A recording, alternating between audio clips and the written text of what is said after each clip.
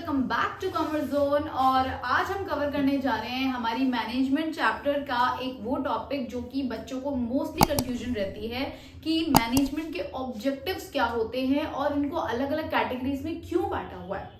तो देखिए, ऑब्जेक्टिव्स का मतलब होता है कि मैनेजमेंट जब एक कंपनी के अंदर फॉर्म होती है, पूरी मैनेजमेंट जब बनाई जाती है तो किसी मकसद से बनाई जाएगी और वो मकसद एक तो नहीं होता, बहुत सारे ऑब्जेक्टिव्स होते हैं। अब कई बच्चों को ये भी कंफ्यूजन होती है कि एम और ऑब्जेक्टिव में कोई फर्क ही नहीं है, तो इन दोनों में एक माइन्यूट सा फर्क होता है। एम का मतलब होता है वो इकलौता प्राइमरी ऑब्जेक्टिव जिसके लिए हम कोई काम शुरू कर रहे हैं कि भाई आप जैसे पढ़ रहे हो तो आपका सबसे बड़ा एम क्या है कि मुझे इस कॉलेज या यूनिवर्सिटी में इतने नंबर के हिसाब से एडमिशन चाहिए, तो मुझे उतनी ही परसेंटेज लेकर आनी है, राइट। तो ये आपका एम है कि मुझे इतने परसेंटेज के साथ इस कॉलेज में एडमिशन चाहिए। लेकिन आपके ऑब्जेक्टिव्स क्या होंगे? हो सकता है आपके मल्टीपल 3 से 4 ऑब्जेक्टिव हो कि मैं इतने नंबर लेके आऊंगा, उसके बाद फिर मेरे को ये करना है, उसके बाद फिर मैं ऐसा करना चाहता हूँ, वैसा करना, मतलब मल्टीपल चीजें आपके दिमाग में हो सकती है। तो जरूरी नहीं है कि आपका सिर्फ एक ही गोल हो लाइफ में।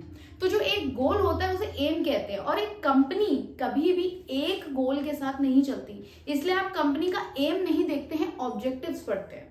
अब देखते हैं कि ऑब्जेक्टिव्स कितनी तरह से कैटेगराइज किए गए हैं। तो एक कंपनी यानी कि एक मैनेजमेंट कहती है कि भाई हम हर चीज को नजर में रखकर ऑब्जेक्टिव्स बनाते हैं। पहले हम सबसे पहले नजर में क्या रखेंगे कि जो कंपनी की मैनेजमेंट है उस कंपनी में कितनी अच्छी डेवलपमेंट हो रही है। यानी कि पहले ऑब्जेक्टिव की कैटेगरी का नाम है ऑर्गेनाइजेशनल ऑब्जेक्टिव्स। ऑर्गेनाइजेशनल से आप क्या समझते हैं कि जिस ऑर्गेनाइजेशन की वो मैनेजमेंट है वो ऑर्गेनाइजेशन क्या क्या चाहती है। तो फर्दर इसके बहुत सारे ऑब्जेक्टिव्स हम आगे रीड करेंगे। दूसरी कैटेगरी क्या है कि भाई जिस कंपनी की मैनेजमेंट है वो तो उन्होंने अपने ऑब्जेक्टिव सेट कर लिए, फिर उनकी किसकी तरफ जिम्मेदारी बचती है? दूसरी जिम्मेदारी उनकी सोसाइटी की तरफ बचती है, क्योंकि उसी समाज ने उस कंपनी को इतना टॉप पे पहुंचाया है या फिर वो पहुंचाएगी।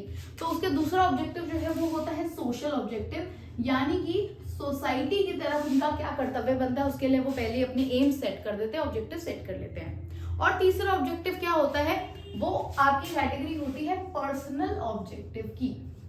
आप इसको पर्सनल कह लो, इंडिविजुअल कह लो या फिर आपका एम्प्लॉय कह लो, वो सब एक ही चीज होती है।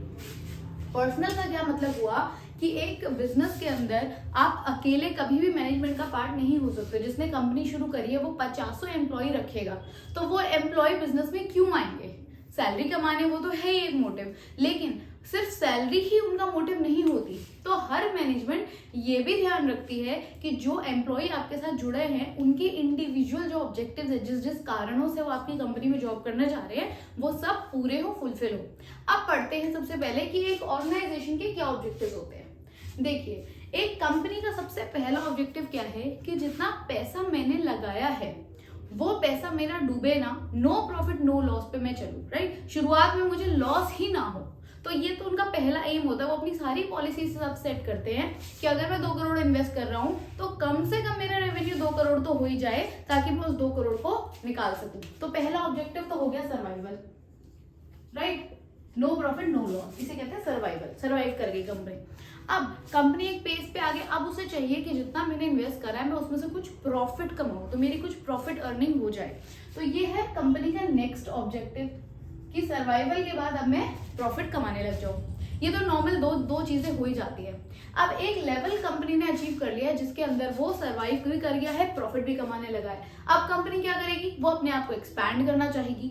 तो जो तीसरा ऑब्जेक्टिव होगा वो कंपनी का होगा ग्रोथ। ग्रोथ का मतलब क्या कि कंपनी जो है अपने आप को और बड़ा और बड़ा और बड़ा करना चाहिए। और ये ऑब्जेक्टिव कभी भी खत्म नहीं होता, क्योंकि लालच किसी का खत्म नहीं होता। और बिजनेस जो है वो रिस्क और लालच से ही चलता है। जितना आप रिस्क, लालच आपके अंदर होगा उतना ही रिस्क आप बढ़ा लोगे और उतना ही आप हो सकता है सक्सेस अचीव कर पाओ। तो ये है आपके 3 ऑब्जेक्टिव्स जो कि एक कंपनी लेकर चलती है। अब सोसाइटी की तरफ कंपनी के क्या क्या ऑब्जेक्टिव्स हो सकते हैं? भाई कि हम अपने कस्टमर्स को खुश रखें, उनको हम क्या करें? क्वालिटी प्रोडक्ट दें, जिसके पैसे हम ले रहे हैं वो प्रोडक्ट हम उतनी क्वालिटी का कस्टमर्स को जरूर दे।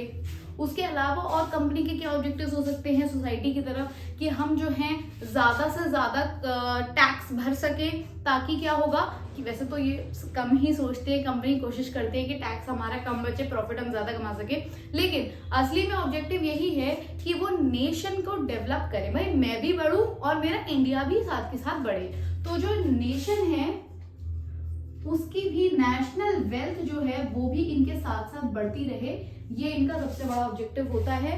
आप जितने बड़े बड़े इंडस्ट्रियलिस्ट देखोगे उनके साथ इंडिया का नाम जुड़ा हुआ है। इंडिया को कभी भी ऐसे नहीं देखते कि इसमें इतने छोटे एंटरप्रेन्योर्स हैं, इतने बिजनेसेस हैं, इतनी रनिंग फैमिली है। क्या देखते हैं कि भाई इंडिया के जो अंबानी है, अडानी है, ये कितना टर्नओवर कमा रहे हैं, ये है असली इंडियंस, क्योंकि इनके साथ इंडिया की वेल्थ जुड़ी है। तो इंडिया जो है एज अ सोसाइटी ये सारी चीजें भी एक कंपनी लेकर चलती है, ठीक है। इसके अलावा कंपनी क्या सोचती है कि मैं मैक्सिमम लोगों को एम्प्लॉयमेंट प्रोवाइड करूं, मैं भी बढ़ूं आगे और मेरे साथ साथ और भी लोगों को एम्प्लॉयमेंट अपॉर्चुनिटी मिले, ताकि वो मेरे लिए और काम करे और मुझे ग्रो करे। तो इससे क्या होगा, ऑर्गेनाइजेशन का भी भला और सोसाइटी का भी भला, ठीक है ना।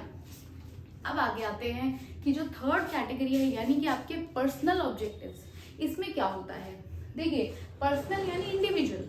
अब आप जॉब ज्वाइन करते हो सैलरी के लिए, वो तो ठीक है, लेकिन क्या सैलरी से ऊपर भी आपकी कुछ डिमांड्स होती है? बिल्कुल होती है। आपको चाहिए डेवलपमेंट एज अ इंडिविजुअल, आप कुछ सीखें, कुछ लर्न करें, आप कुछ एक्सपीरियंस गेन करें जो कि आपको डेवलप करे, राइट। तो सैलरी के अलावा आप ये भी चाहते हैं कि भाई मैं काम करके कुछ सीखना चाहता हूँ, मैं घर बैठ के खाली अपने टैलेंट वेस्ट नहीं करना चाहता।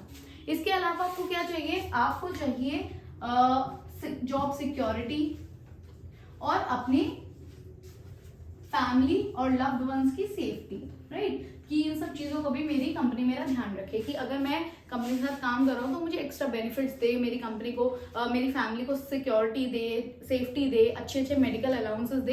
ये सारी जो ऊपर के पर्क्स आपको मिलते हैं, ये सब चीजें बंदा जो है उम्मीद करता है कि मुझे ये भी मिल जाए, मुझे वो भी मिल जाए, राइट। इसके अलावा और क्या चाहता है, वो चाहता है सोसाइटी में सोशल स्टेटस,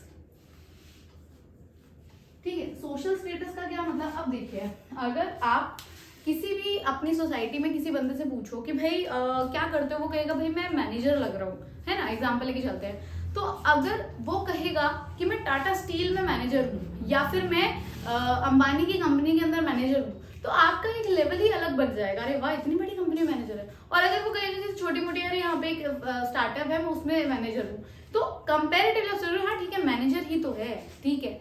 बट अगर वो कहेगा कि मैं रिलायंस के अंदर मैनेजर हूँ, तो आपकी एकदम सोसाइटी में एकदम उसकी नजर उठ जाएगी, क्योंकि वो एक बड़ी कंपनी के साथ डेवलप कर रहा है। तो इसीलिए एक एम्प्लॉय भी चाहेगा कि मेरी कंपनी काफी अच्छा डेवलप करे, क्योंकि उसके साथ साथ उस एम्प्लॉय का सोशल स्टेटस भी लिंक्ड है, राइट। तो ये कुछ ऑब्जेक्टिव्स हैं जो कि कंपनी मैनेजमेंट बनाती है इन तीन नजरियों को ध्यान में रखते हुए, ठीक है। आई होप आपको पूरा टॉपिक क्लियर है।